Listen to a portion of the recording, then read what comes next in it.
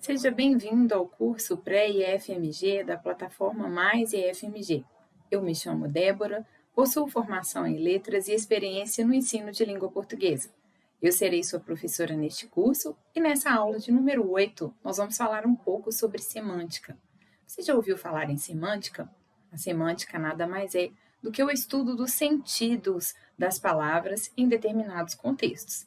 Então, para começarmos o nosso estudo, vamos falar um pouco sobre os emissores e os destinatários. Imaginemos que tenhamos que conversar com qualquer dessas pessoas que aqui esteja. Todas essas pessoas potencialmente poderiam ser nossos destinatários. Nós, como emissores, eles, como destinatários. Para que possamos adequar a nossa linguagem, nosso vocabulário, nosso nível de dificuldade ou de facilidade, nossa estrutura textual, nós precisamos conhecer bem os nossos destinatários, o nosso público-alvo. Então, sempre que formos escrever um texto ou falar com alguém, o primeiro ponto que devemos ter em mente para que possamos observar os aspectos semânticos de um texto é observar com quem estamos falando, para quem estamos falando. Esse é o nosso destinatário, o nosso público-alvo. Então, vamos começar outra parte do nosso estudo. Refere-se ao sentido denotativo e o sentido conotativo. O sentido denotativo nada mais é do que o sentido literal, é o sentido real, é o sentido básico das palavras. Esse sentido nós vamos encontrar expresso no dicionário. Através do dicionário, nós vamos encontrar o significado da palavra, bem como a sua classe e as suas especificidades. Observe este exemplo que aqui está. O jumento é um mamífero. Nós temos aqui a referência a um animal, informando que esse animal é um mamífero. Esse é o sentido denotativo, é o sentido real da palavra jumento. Observe que aqui nós temos as definições do verbete, tal qual estão escritas no dicionário.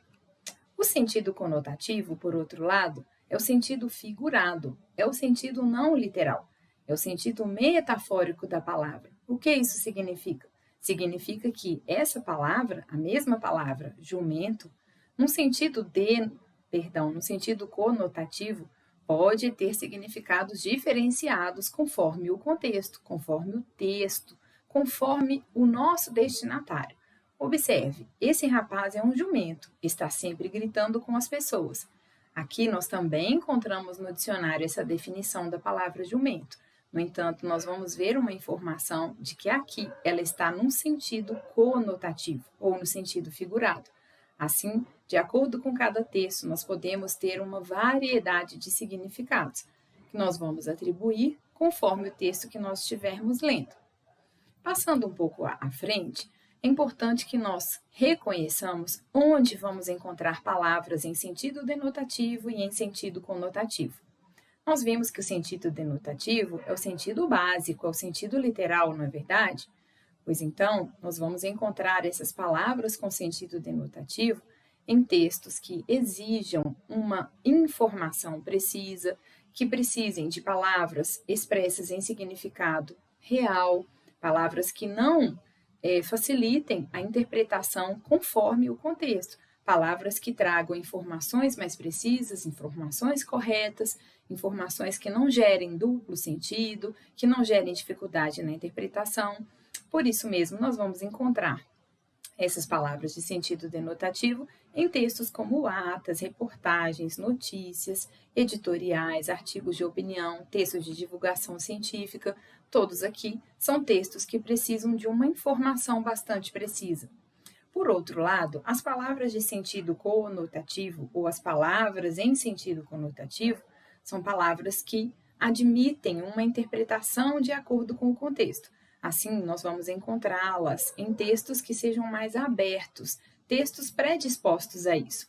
Observe aqui poemas, crônicas, publicidades, charges, memes, piadas.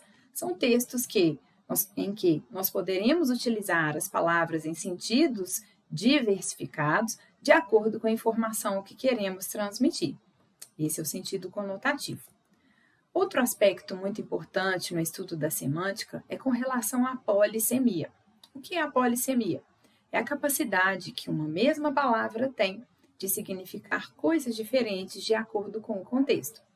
Aqui nós estamos falando de sentido real, de sentido literal mesmo. Observe a palavra prato.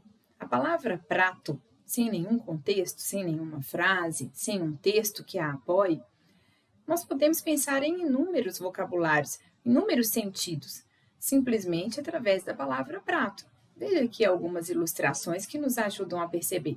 Nós podemos imaginar um prato de porcelana, um prato da balança, um prato de saladas, os pratos de uma bateria.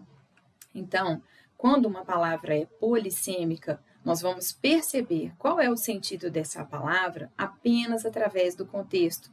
Isoladamente, nós não temos como dizer qual é o significado, qual é o sentido dessa palavra. Por isso mesmo, essas frases que estão aqui ao lado nos ajudam a perceber. O prato de porcelana é frágil. Hoje comi um prato de salada. Os pratos da balança estão equilibrados. Os pratos da bateria são feitos de latão. Observe que a mesma palavra aparece nas 4 frases. No entanto, em cada uma delas, essa palavra assume um sentido. Essa é uma palavra polissêmica por isso, porque é uma palavra que, no seu sentido real, ela tem mais de um significado, a depender do contexto. E o último tópico que eu gostaria de abordar hoje é com relação aos sinônimos e antônimos. Os sinônimos são as palavras semelhantes ou equivalentes no seu sentido. Observe aqui, nós temos a representação da casa e nós temos 4 palavras que são sinônimas, são palavras de sentido equivalente. Aquela casa é mesmo encantadora, aquela moradia é perfeita para eles. O melhor lugar do mundo é o nosso lar. A residência do meu primo é confortável. Nós temos 4 palavras sinônimas. Elas são equivalentes, elas poderiam ser substituídas nos enunciados, porém, é importante nós termos sempre em mente de que os sinônimos nunca são perfeitos. O que eu quero dizer com isso? Mesmo que as palavras sejam equivalentes, elas nunca têm a mesma carga semântica, elas nunca têm significado idêntico, elas são apenas semelhantes, por isso elas são sinônimas e não iguais. De outro lado, nós temos os antônimos. Os antônimos são os pares de palavras opostas, com significados opostos entre si. Observe: dia e noite, claro e escuro, feio e bonito, limpo, sujo, úmido, seco. Muito importante também a percepção dos antônimos, porque tanto os antônimos quanto os sinônimos, eles nos ajudam na nossa organização textual. Imagine você repetir todas as vezes a mesma palavra no seu texto, sem poder utilizar nenhuma palavra de sentido equivalente. É para isso que servem os sinônimos, para que nós possamos substituir e o nosso texto não fique repetitivo, não fique cansativo. Quando eu digo texto, refiro-me aos textos escritos e aos textos orais. Do mesmo modo, os antônimos. Os antônimos também nos ajudam a recuperar e a substituir as informações em nosso texto para que esse texto fique mais leve, fique mais interessante para a leitura. Novamente, refiro-me também aos textos orais e não somente os textos escritos. Bem, para a nossa aula de hoje era isso que eu gostaria de conversar com vocês. Espero que vocês tenham gostado. Nos encontramos na próxima aula. Até lá!